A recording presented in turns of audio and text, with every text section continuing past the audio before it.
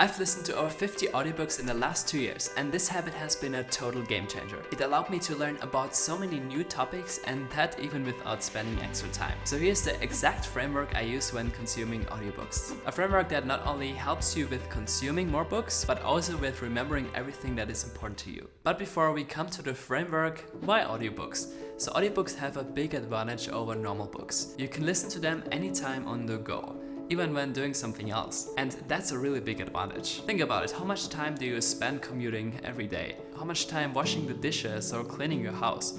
All those activities involve a very small amount of brain activity. We've done those tasks 100 times before, so we don't have to actively think about them. We can almost do them instinctively. And I know multitasking isn't considered as the best thing to do, but in this case it works pretty well. While doing any of those passive activities, our brain still has room to absorb information.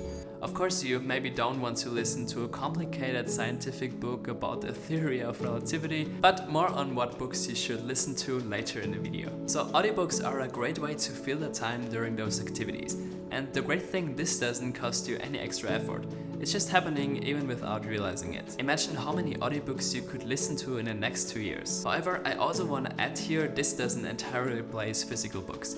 I know some people really love to hold an actual copy in their hands, going from page to page and having this kind of unique reading experience. I totally agree with that. I also really love physical books. I think we should see audiobooks rather as an addition instead of a replacement of physical books. Audiobooks can be a great way to get a first overview and impression of a book and help you decide if you want to read further. But if you really like an audiobook, you might as well want to get a physical copy, especially when it's a book that you want to completely absorb and learn from. But this always depends on the type of book you read. If you read a fiction book, it probably won't matter as much. But if you read non-fiction, some books are certainly better as audiobooks and some are as physical books. I, for example, really like to get classic self-help books that often involve lots of storytelling as an audiobook. They are easy to listen to and I can still get the key points. But I'd get the physical version if it's about business or marketing, where I know they are more complicated and I want to highlight things. So yeah, that's about audiobooks and physical books. Now let's move on to the framework. So my framework consists of 4 steps that help you to select, consume and process audiobooks in an efficient way. Step 1, define your goal. So before you start, you should clearly decide what you're listening for. Is it purely for pleasure or do you actually want to learn something? A fiction book would most likely fall in the first category. And listening for pleasure is totally fine. We don't always have to be productive or learn something when listening to audiobooks. If you do enjoy fiction books, this can be an easy start to get into audiobooks. But since we're here on a productivity-focused channel, I believe many are watching this because they want to consume more books to learn new things. So if you listen to an audiobook with the intent to learn something, you have to keep a few things in mind. First of all, which speed do you want to use? I personally think this is one of the greatest features of audiobooks. I mostly listen to them in 1.5 to 2x speed, but that also varies from book to book. A good idea to start with is 1.2 speed and work your way up if you feel you can still comprehend the content. At this point, I'm so used to 1.5 speed that normal speed sounds kinda slow and boring. The cool thing is that increasing the speed can save you so much time. Suddenly an 8-hour audiobook is only 4 hours if you listen with double speed. Another factor to consider is note-taking. Do you want to take notes? If yes, how are you gonna do that? There are actually a few ways, but more on that later in the video, in step 3. By the way, do you like the video so far? If yes, I guess you know what to do, right? Step 2, choice of book. For me, this question is usually easy to answer. I always look for recommendations in YouTube videos or of friends and put those books on my reading list. That makes it really simple. If I don't know what to read, I simply choose one on my list that intrigues me the most at this moment. So through recommendations, I already create a good filter and have a high likelihood to find a good audiobook. But there's another trick that I've recently discovered through Ali Abdaal. Just because you start a book doesn't mean you have to finish it. I think often we have this kind of thing, as soon as we start a book, we are obligated to read the whole book. But that's totally not true. If you realize the book isn't valuable for you or you already got all you wanted, then there's no reason to finish reading. Especially these days, there's so much content around, so nobody of us can afford wasting their time by reading a book that doesn't bring us any value. So what I start doing is to listen to the first 30 minutes of the audiobook, and if I then feel it's not valuable for me or different than expected, I'd just leave it and move on to another one. Most authors front-load their books to keep the reader engaged. So if not even the first 30 minutes are good, the rest of the book is neither. So it's totally okay to not finish a book. Step 3, consumption. So this is all about listening to the audiobook. An important aspect I've already mentioned before is the speed. I think this should be clear.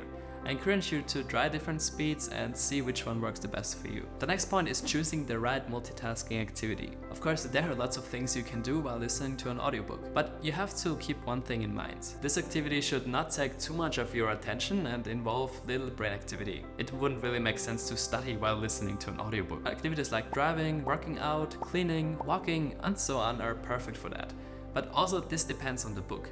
If you have a general knowledge book, for example, and you just listen to it because you're interested, but you don't want to particularly become an expert in this area, you can do a more demanding activity. But if you really want to absorb a book about marketing and want to apply those things later in your business, it's a good idea to stick to a simple activity like walking, for example. Another tip here, if you realize your mind starts wandering, and you don't even remember what you were listening to, it's probably better to call it a day and continue another time. I often try to go back a few minutes and listen to it again before I stop. But if my mind wanders again, it doesn't make sense to continue. This doesn't necessarily mean the book is boring. It could be just that you're tired or are too focused on other things. But if you realize this thing is happening again and again, maybe consider to abandon the book and choose another one instead. Step 4. Archiving. So while listening to an audiobook, you obviously want to save the key takeaways somewhere, at least when you have the intent to learn something. But there's one problem with audiobooks. You cannot just quickly highlight a sentence like in a physical book, and not even write anything down if you're driving, for example. I guess that's the reason why a lot of people prefer physical books when they want to really learn something. However, I found a few hacks that kinda solve that problem. So let's take two scenarios. If I'm listening to an audiobook and do something that don't involve my hands, I would just take out my phone and make a quick note in Apple Notes or Notion. There I have a folder in which I can later find all my book notes.